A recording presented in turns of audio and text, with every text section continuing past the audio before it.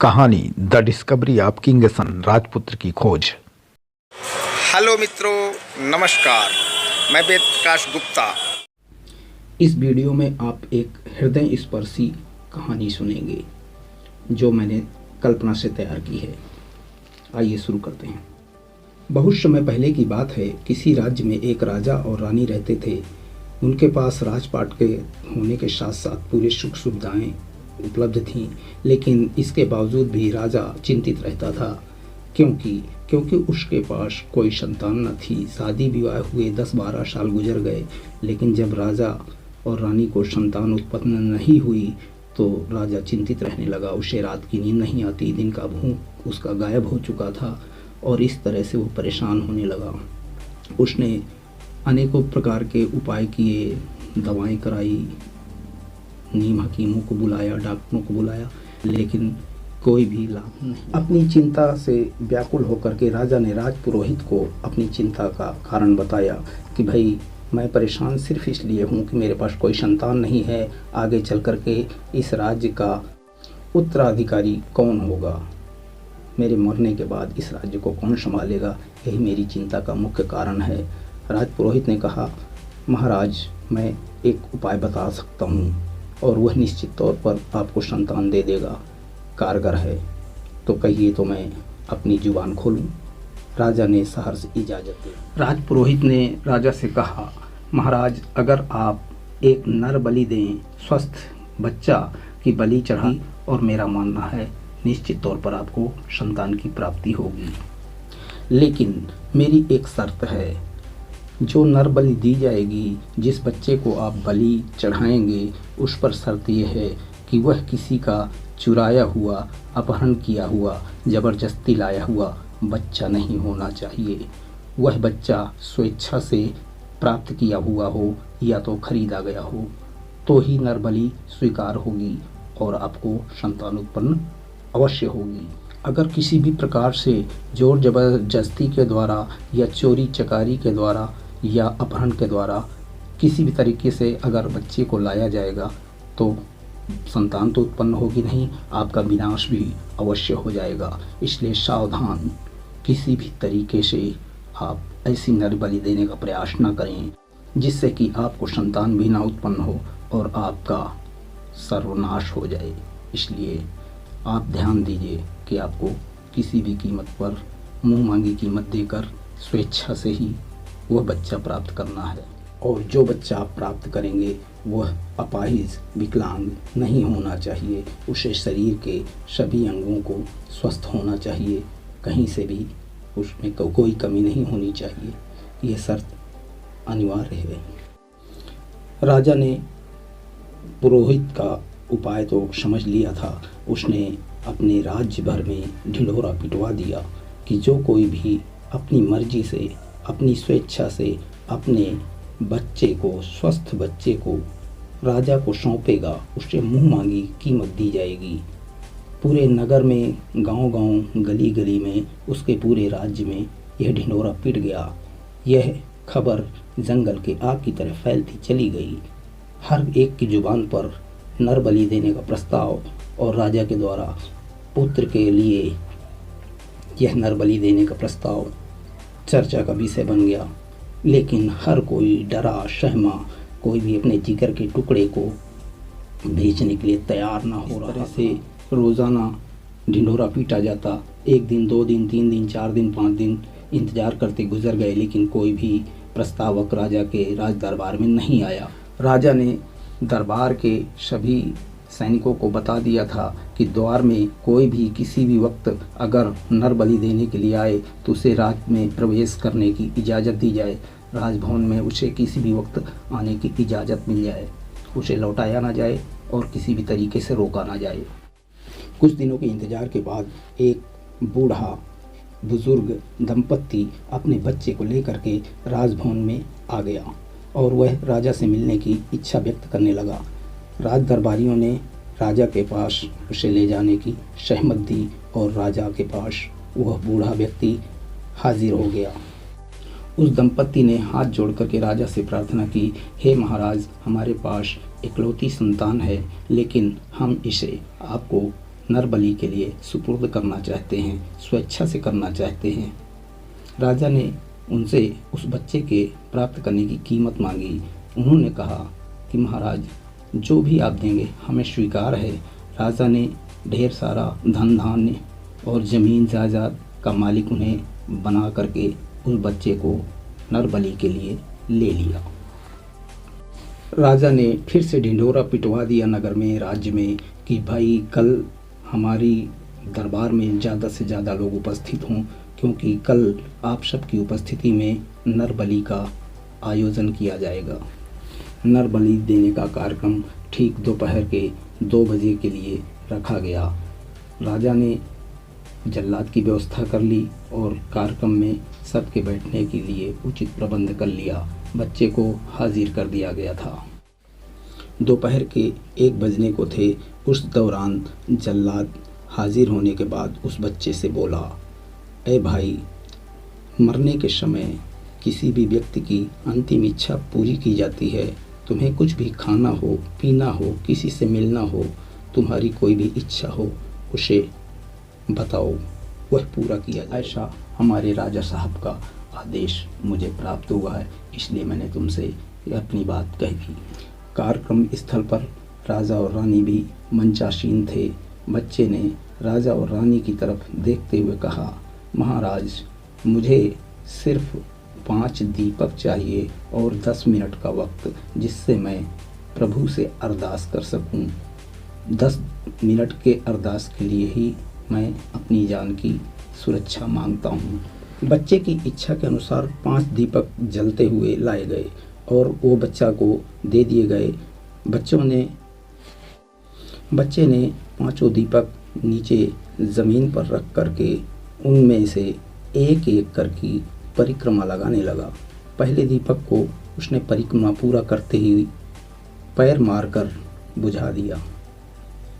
दूसरा परिक्रमा लगाया और उसने दूसरा दीपक भी बुझा दिया। इस तरह से तीसरा भी बुझा दिया, चौथा दीपक भी बुझा दिया। 5वां परिक्रमा लगाया और बच्चा हाथ जोड़कर खड़ा हो गया, लेकिन उसने दीपक नहीं बुझा। उपस्थित समुदाय के साथ साथ जितने भी राज सैनिक थे, जल्लाद भी और राजा रानी यह दृश्य देखकर अचंभित हो गए। आखिरकार राजा से रहा न गया। राजा ने उस बच्चे से प्रश्न किया, मैं जानना चाहता हूँ कि आखिरकार तुमने अरदास करते वक्त एक एक करके 4 दीपक बुझा दिए, परिक्रमा भी लगाई और दीपक भी बुझा दिया, लेकिन यह 5वां दीपक तुमने नहीं बुझाया, इसका राज क्या है? बच्चे ने बताया, हे महाराज, पहला दीपक मेरे माता और पिता के नाम का था, जो इस संसार में भौतिक जगत में मेरे माता पिता के रूप में मुझे प्राप्त हुए हैं। चूँकि उन्होंने अपनी आर्थिक निर्धनता को दूर करने के लिए मुझे आपको बलि के लिए समर्पित कर दिया, तो मेरा इस संसार में ऐसे माता पिता का क्या नाता बचा, इसलिए मैंने पहला दीपक बुझा दिया। दूसरा दीपक मेरे मित्रों और रिश्तेदारों का था, जिन्होंने मेरे पैदा होने से अब तक खुशियाँ भी निभाई होंगी, सुख दुख में साथ भी निभाया, लेकिन आज जब मेरे मौत का समय नज़दीक है तो किसी ने भी विरोध नहीं किया, तो मेरा उनसे क्या संबंध बचा, इसलिए मैंने दूसरा दीपक भी बुझा दिया। उनसे मेरा सांसारिक नाता टूट गया।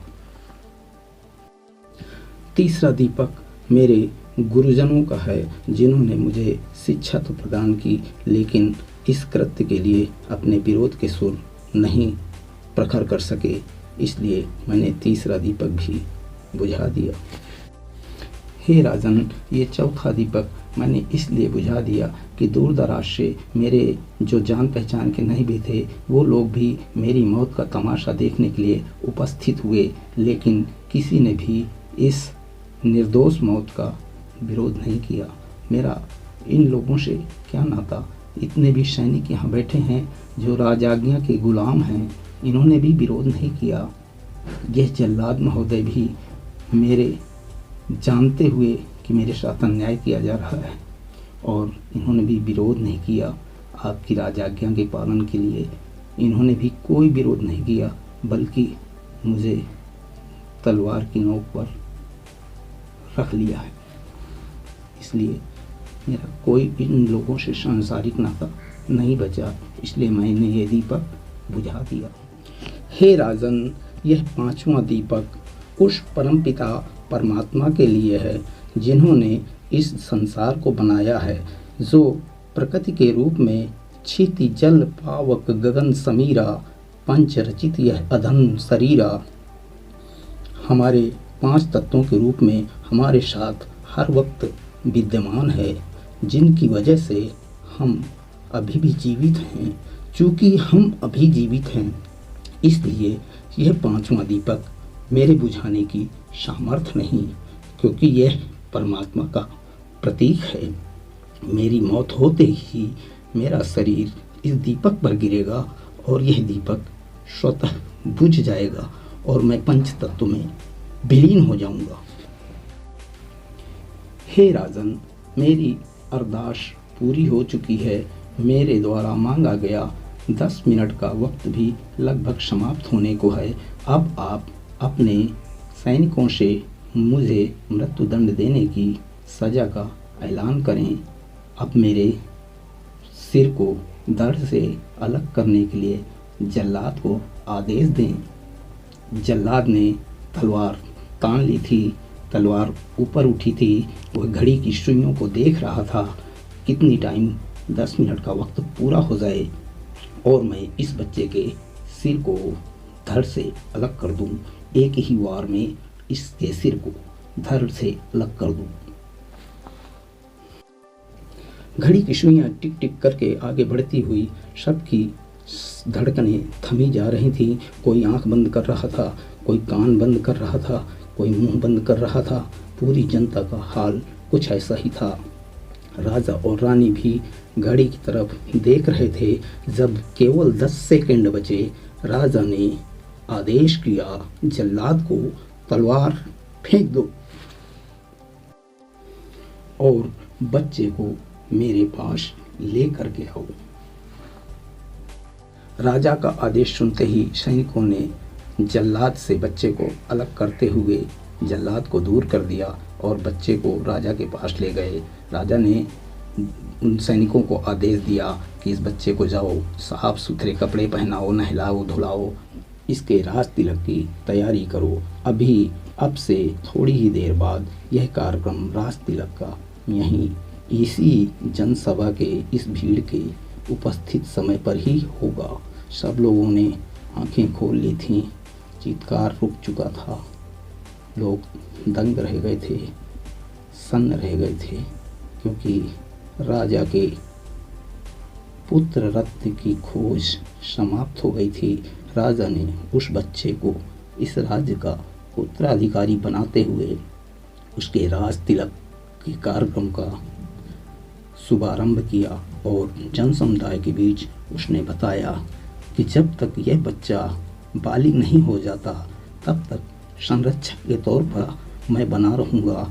जिस दिन भी यह बच्चा नाबालिग से बालिग हो जाएगा, समस्त शक्तियाँ राजा की इस बच्चे के पास पहुँच जाएंगी।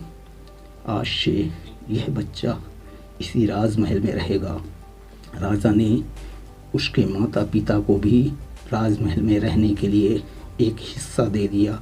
उनके सुख सुविधाओं के लिए बहुत सारा धन और व्यवस्था कर दी, नौकर चाकर लगा दी, ताकि उनकी भी जिंदगी के दिन अच्छी तरह से सुख में व्यतीत हो सकें। और इस तरह से उस बच्चे का राज तिलक कर दिया गया और राजा के द्वारा किंग सन की खोज हो गई। शायद राज पुरोहित ने भी उम्मीद नहीं की थी कि ऐसे राजा को पुत्र रत्न की प्राप्ति होगी।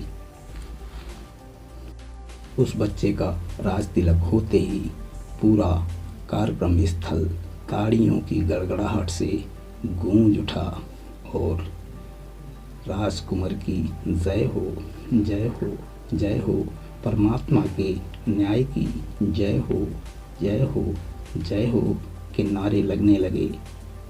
बच्चे ने भी एक ओमकार परब्रह्म परमात्मा की ओर आसमान की तरफ नज़र उठाकर शुक्रिया अदा किया। कि हे परमात्मा, आपने ये क्या किया? कहाँ मेरी मौत होनी थी और कहाँ आपने मुझे जीवन दान दे दिया। इसीलिए तो मेरा उम्मीद का दीपक जलता रहा। आपका न्याय सर्वोपरि है। हे परमात्मा, सबका भला करो। राजा के ऐलान से वातावरण बिल्कुल शांत हो गया। राजा ने कहा, अब मेरा एक हुक्म सुनिए। उसी वक्त राजा ने कहा, आज के बाद मेरे राज्य में अगर किसी भी प्रकार की नर बलि दी जाएगी, किसी के भी कहने पर दी जाएगी, तो उसका दोषी वह व्यक्ति भी होगा जो इस तरह की सलाह देगा, और वह व्यक्ति भी जो इस कार्यक्रम को करेगा वह आजीवन कारावास का सजा का भागीदार होगा। आज के बाद मेरे राज्य में नर बलि देना एक अपराध होगा और जिसके लिए आजीवन कारावास की सजा संबंधित जनों को भी प्राप्त होगी। इसलिए आज के बाद कोई भी नर बलि देने का ना तो सलाह दे और ना ही करने की कोशिश करे। मित्रों, मेरे द्वारा प्रस्तुत की गई यह काल्पनिक कहानी आपको कैसी लगी? अपनी राय कमेंट बॉक्स पर ज़रूर लिखें। यदि आपको वीडियो पसंद आया हो तो लाइक, शेयर और कमेंट जरूर करें। इन्हीं शब्दों के साथ अपनी वाणी को विराम देता हुआ आपका अपना वेद प्रकाश गुप्ता। जय हिंद, जय भारत, वंदे मातरम। आपसे कहना चाहूँगा कि अगर आज तक अभी तक आपने वेद प्रकाश गुप्ता का चैनल सब्सक्राइब नहीं किया है तो सब्सक्राइब करके नोटिफिकेशन बेल घंटी को भी दबा दीजिएगा, जिससे मैं YouTube में जब भी कोई वीडियो नया अपलोड करूँगा तो आपके पास जरिए नोटिफिकेशन सबसे पहले देखने के लिए उपलब्ध हो जाएगा। इन्हीं शब्दों के साथ अपनी वाणी को विराम देता हुआ आपका अपना वेद प्रकाश गुप्ता। जय हिंद, जय भारत, वंदे मातरम।